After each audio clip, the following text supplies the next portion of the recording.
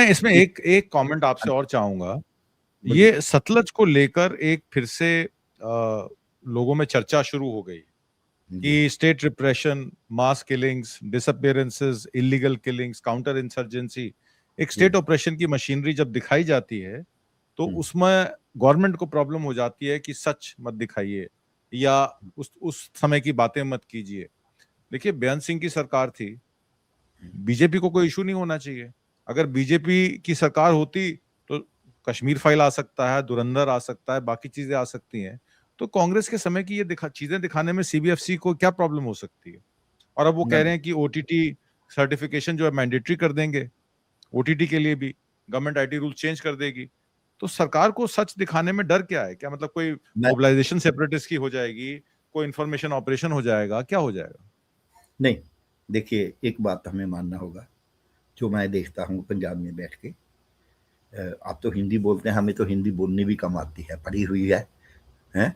तो देख ही रहे हैं आप, जैसे हम हिंदी बोलते हैं, तो बिल्कुल। हमें तो पंजाबी और इंग्लिश ज़्यादा आती है। थोड़ा हुँ। बहुत उर्दू आता है, लेकिन हिंदी तीसरे नंबर पे आती है। अब ये जो इनके मन में है ना, इनके मन में एक तो पंजाब के लिए सौहार्द नहीं है। दूसरे जो सिख हैं, इमरजेंसी का विरोध भी अकाली दल ने किया, बाकी पार्टियों नहीं कर पाई। बीजेपी उसके साथ थोड़ा-सा आरएसएस वाले भी गए। अगर इंदिरा गांधी 2 महीने इमरजेंसी ना उठाती ना, ये सब माफिया मांग के आने को तैयार थे। हम तो जानते हैं ना, हम इनको एक जड़ से जानते हैं, क्योंकि ये सब हमारे दोस्त हैं, हमारे रिश्तेदार हैं बहुत से। आप जान ही सकते हैं अभी कैसा-कैसा हमारा सब में रहता है। दूसरा इनको क्या है, जब ये बिल लेके आए किसानी के, वो भी यहाँ के सिख किसानी ने उठाया। इनके तो जो वो फलाना सेना कहते हैं हम अबानी के साथ हैं, हम अडानी के बोर्ड लगाने लगे वो। सो इसलिए इनको ये खतरा ऐसे लगता है कि अगर पंजाब में जो सिख हैं वो हमारी मनुस्मृति के खिलाफ रहेंगे। ये जितने मैं आपको आप समझिए एक बात बता रहा हूँ, जो ये बीजेपी के भी सबका है।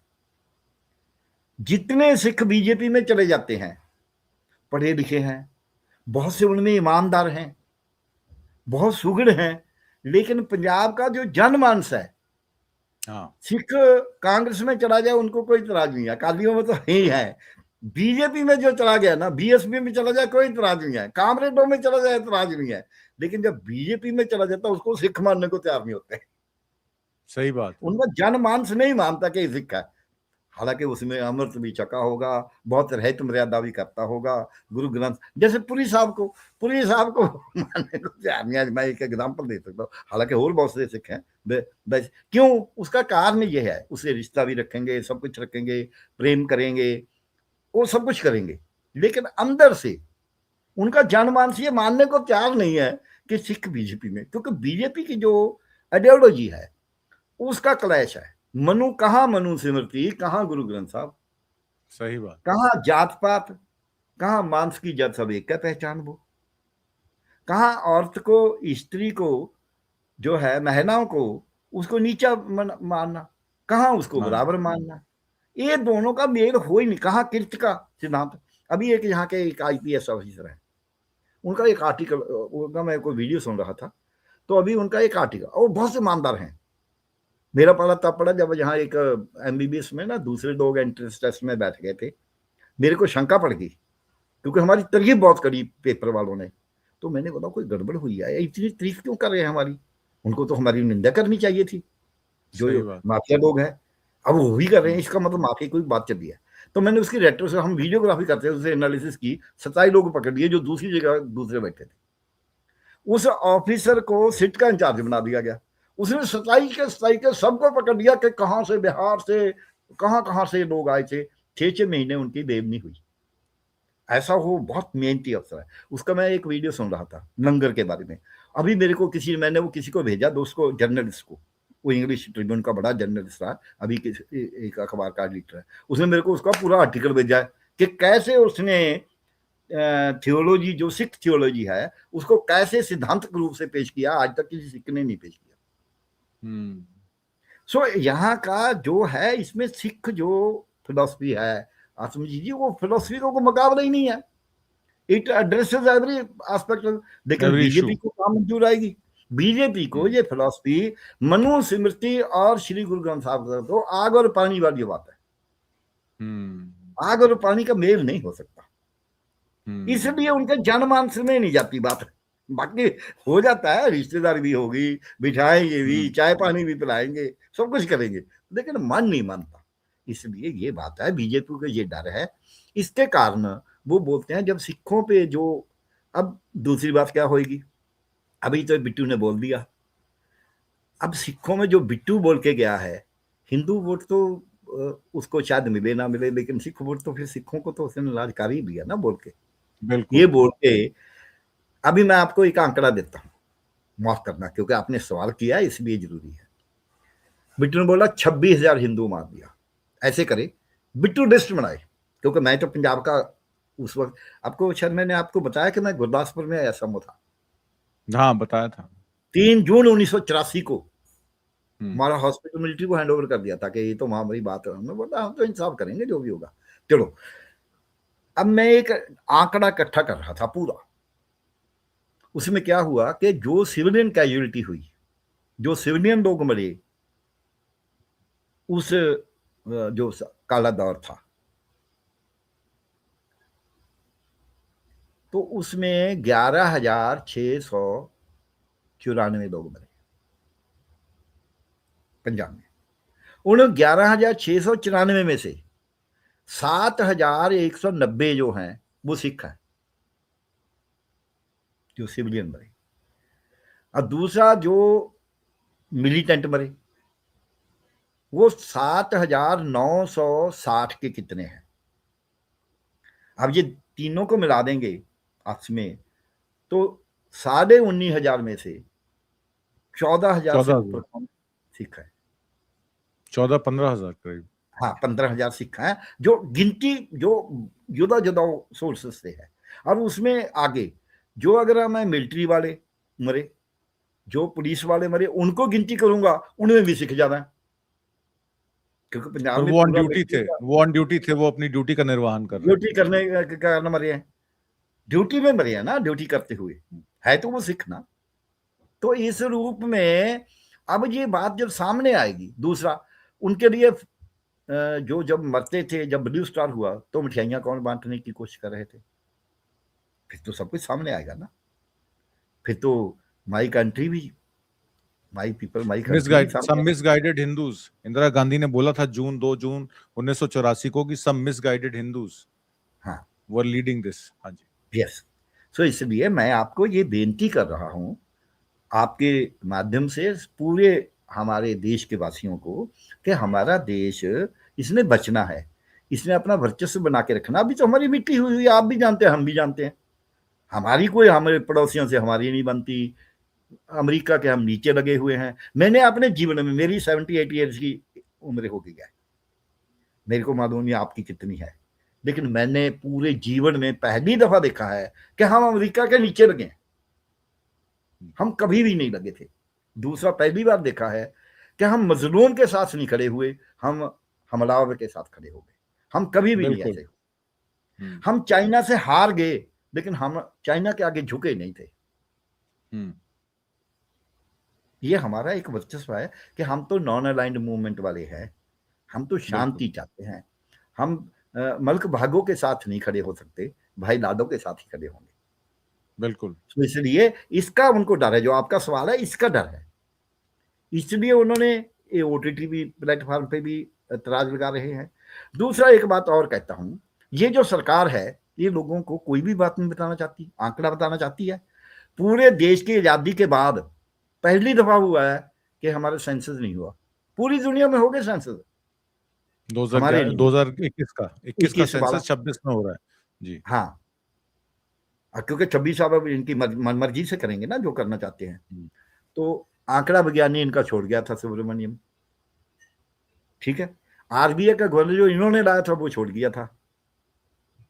एक जो ये रिजाइन करवा के आई है अफसर पंजाब कैडर का, उसको चुनाव आयोग लगाया, वो 1 महीने में ही छोड़ गया, 2 महीने में, लोकसभा के चुनाव के पहले, आपको मालूम ही है। तो जिसका जरा सा भी, वो तो हिंदू था ना, और तो इनकी शायद आइडियोलॉजी को भी सब्सक्राइब करता हो, लेकिन उसको लगा यार मैं इतना पाप नहीं कर सकता, कोई करने को तैयार है, कोई नहीं करने को तैयार। तो इसलिए इन्होंने संस्थाएं तोड़ दी। ये जो पूरा कंसंट्रेशन करके ऊपर को देने वाले हैं, आंकड़ा ऐसा ऐसा इधर उधर का बताना। अभी आप मानेंगे SIR का चैप्टर स्कूल किताबों में सिलेबस में डाल दिया, अभी SIR पूरी नहीं हुई, तीसरा जो चरण है वो चल रहा है, उसका अभी क्या उसका अच्छा हुआ क्या बुरा हुआ, किन के लोगों का वोट कटा, वो अभी सामने पूरा नहीं आया, लेकिन वो आप किताब में पढ़ाना शुरू कर दिया। इससे इनको डर लगता है कि कोई भी सच सामने ना आए, कोई भी आंकड़ा सामने ना आए, कोई भी तस्वीर सामने ना आए, बड़ी पास्ट की हो, हाँ डिस्टॉर्ट करके जो इनको फिट बैठती है वो सामने आए। इसीलिए अभी इन्होंने एक शुरू किया है, मैं आज ही देख रहा था कि जी जब रिबीरो जहां आया ना, राजीव गांधी ने उसको बोला था 1 से 2 लाख लोगों को मारना पड़ेगा। अब रिबीरो ने जहां जो कत्ल किए आके, पहली बात उसने बोला बुलेट फॉर बुलेट, ये नारा राजीव गांधी ने दिया था उसको, उसने नारा दिया है, इतना है। फिर उसने बोला it is a war without declaration, undeclared war, जैसे अनडिक्लेयर्ड इमरजेंसी है ना अब, वैसी अनडिक्लेयर्ड वार थी उसने बोला। फिर ये रिपोर्ट है 75 लोग PHRO की, जो जस्टिस अजीत सिंह बैंस जिसके आगे, ये खरड़ साहब भी उसके उनके साथ ही थे, माली साहब थे, तो उसकी रिपोर्ट है कि जनवरी मई 12 से 1986 से 87 मई 12 87 से 22 अगस्त 87 तक, यानी कि 100 दिन में 75 के 76 लोगों को इन्होंने मारा पकड़ के, सिख नौजवानों को, और उसमें से 54 के 56 की सरकार मानती है कि हाँ इतने मारे हैं। तो इसलिए ये कहना कि रिबीरो को ऐसे बोला, रिबीरो ने बोला मैं तो ऐसे करूंगा नहीं, तो फिर क्या, वो तो पूरी बातें कर रहा था। फिर उससे पूछा गया कि आप पर इतना करने के बाद भी सफल नहीं हुए, उन्होंने बोला हम पूरे मोड़ नहीं फिट कर पाए इनमें, क्योंकि मैं तो तब पूरा मैं सरकार का अधिकारी लगे, मेरे को 15 साल हो गए थे, मैं तो हर बात को देख रहा था। दूसरा हमारे डॉक्टरी में तो हर रोज ही ऐसे काम ही आते हैं लोग। तो इसलिए हमें ये मानना होगा कि ये जो बात हुई है, हिंदू सिख मुसलमान ईसाई बना के इसको चला के रखना चाहते हैं, उसको चलाने के लिए इनको ये बारा नहीं खाता। नहीं तो ये इनको राहुल गांधी को, राजीव गांधी को, पंडित नेहरू जी को जो कुछ बोलना, तो वो तो चाहते हैं कि बोलते जाओ उनके लिए। जो लोग आप जैसे हैं, हम हैं, हमने जिन्होंने देखा है कि पंडित नेहरू जी ने कैसे, अभी मैं पंजाब वालों को बोल रहा था आज, एक लाइन में खत्म करने से पहले बोल रहा हूँ, मैंने बोला देखिए जी, ये बोलते हैं नेहरू जी ने ऐसा किया ऐसा किया, PGI किसने दिया, नेहरू जी ने दिया, चंडीगढ़ किसने बनाया, नेहरू जी ने बनाया, भाखड़ा डैम किसने बनाया, नेहरू जी ने बनाया, पंजाब यूनिवर्सिटी किसने दी, नेहरू जी ने दी। लेकिन इन्होंने पंजाब यूनिवर्सिटी भी छीन ली, चंडीगढ़ भी छीन लिया, भाखड़ा डैम भी छीन लिया, और जो PGI भी छीन ली। अब बता दीजिए इन्होंने पंजाब को क्या दिया, सब कुछ ही छीन लिया। अब तो हमारा पानी जो हमें हमारे हिस्से भाग में आता है वो भी छीन लिया कि जिसको मर्जी दे दो। सो इसलिए देखना होगा कि वो जो साइंटिफिक बेंट ऑफ माइंड था नेहरू में, सबसे बड़ी बात, मैं तो नेहरू का उपासक था सच में स्कूल में। जब मेरा ना 2 दफा मैं रोया हूं जीवन में, मैं अपने माँ बाप के मरने से रोया नहीं,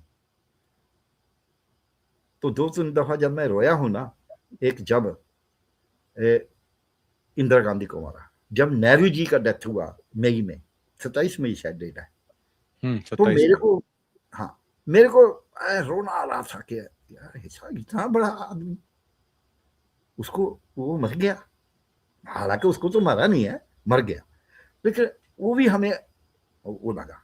हमने वो फेज देखा है जिस फेज में हर इंसान के मन में, हिंदू सिख तो हम भूल ही गए थे, जात पात हम जानते ही नहीं थे कि नहीं देश को आगे लेके जाना है। अब तो हर के मन में है कि अपना पेट भरो यार, भाग जाओ, नहीं तो कनाडा को, अमेरिका को। सही बात। इसलिए ये आंकड़ा नहीं देना चाहते, झूठा आंकड़ा देना चाहते हैं। अभी मेरे को किसी ने बताया, किताबों में इन्होंने एक और चैप्टर डाला है कि मोदी जी ने कितने लोगों को रोजगार दे दिया। हाँ तो ऐसा झूठा इतिहास पढ़ाना चाहते हैं, इसलिए ये सब कुछ बनता बड़ी है। इंटरेस्टिंग बातें आपने बताई। इनफैक्ट इसमें बहुत सारी चीजें हैं अभी जो जाननी बाकी हैं। हरतोष बल का भी एक आर्टिकल उन्होंने ट्विटर पे डाला कि देखिए आप जितना मर्जी केपीएस गिल के बारे में बोल लीजिए, पर जरूरी ये भी आप समझ लीजिए कि उनके घर के बगल में केपीएस गिल के फादर जब रहते थे तो पिछले दरवाजे से कौन जाता था, प्रकाश सिंह बादल साहब मिलने जाते थे उनके फादर को। तो इसमें एक ही शामिल नहीं, कई लोग शामिल हैं। राजनीति में क्या अंदर खाते होता है इसका बात पब्लिक को तो खैर पता ही नहीं लगती। तो जब चीजें खुल के आती हैं तो शायद ये डर भी है कि कहीं ये ना हो कि ये तो हिंदू सिख ना होकर सिख वर्सेस सिख हो जाए, तो इसको बंद ये कर दो डब्बे को, एक्सटेंशन क्योंकि 80-20 का नारा जो हमने लगा है। रखा है उसकी हाँ, उसकी हम हाँ, लोगों को फसल कट रही है, तो वो फसल ना बिल्कुल। कटनी पड़े, वो तो कटनी बंद हो जाए तो हमारा हाँ, नुकसान हो जाएगा। शायद यही वजह रही होगी इस फिल्म या पे बैन करने मैं की बात आपको की एक है। बात आपने बोली, मैं एक लाइन में बोलना चाहता हूँ। जो केपीएस गिल के फादर थे ना, आरएस गिल, आरएस के। वो उनसे मेरा पाला रहा है। वो तो उनकी केपीएस गिल की मदर इनकी 9 सेक्टर में कोठी। हमने प्रेस कॉन्फ्रेंस की, उन्होंने खाना खुद बना के वहां पकौड़े वगैरह बना के प्रेस वालों को सर्व किए। वो तो बहुत ही सिंपल लोग थे। और वो सिंपल लोग। जो हमारा थीन डैम है ना, उसके जनरल मैनेजर से, वो बहुत बड़े जी इंजीनियर थे, पानी जी के पूरी अथॉरिटी थे वो। जी। केपीएस गिल तो उनका, मैं तो हैरान था कि कहाँ केपीएस गिल और कहाँ आरएस गिल। कहाँ उसके फादर। तो इसलिए मेरी वो तो मुलाकात बहुत केपीएस गिल साहब से 2-3 दफा हुई, तो मुझे उन्होंने हम्म, बताया बिशप कॉटन शिमला के पढ़े हैं, अच्छी अंग्रेजी बोलते थे, मॉडर्न थे, हाँ, मॉडर्न ख्यालात के थे। अब जो हाँ, उस समय के निजाम रहा हो, उस निजाम हाँ, में उन्होंने जो भी किया, ठीक किया, गलत किया, ये तो खैर हाँ, चर्चा का हाँ, विषय है। सवाल बताएं। पर ये जरूरी है कि सत्ता के गलियारों में क्या होता है और पब्लिक को क्या बताया जाता है, या, इसमें बहुत फर्क है। और यही बहुत इसी इसी गैप को खत्म करने के लिए हम लोग ये तमाम चर्चाएं करते हैं, ताकि पब्लिक को सच बता सकें, नागरिकों को उनके हक अदायगी जो है वो पता लगे कि हमारे हक क्या हैं, हमारे हुकूक क्या हैं, और अंदर खाते क्या होता है पर्दे के पीछे, स्टोरी बिहाइंड द स्टोरी। यही हमारा हाँ, उद्देश्य रहता है। आज की बिल्कुल ठीक। परिचर्चा में भाग लेने के लिए और बहुत सारी महत्वपूर्ण जानकारियां देने के लिए प्यारेलाल जी, बहुत बहुत धन्यवाद, कोटि कोटि धन्यवाद। नमस्कार। धन्यवाद। Thank you so much. धन्यवाद थैंक जी, यू। नमस्कार जी, थैंक यू सर। आप जी। Thank you.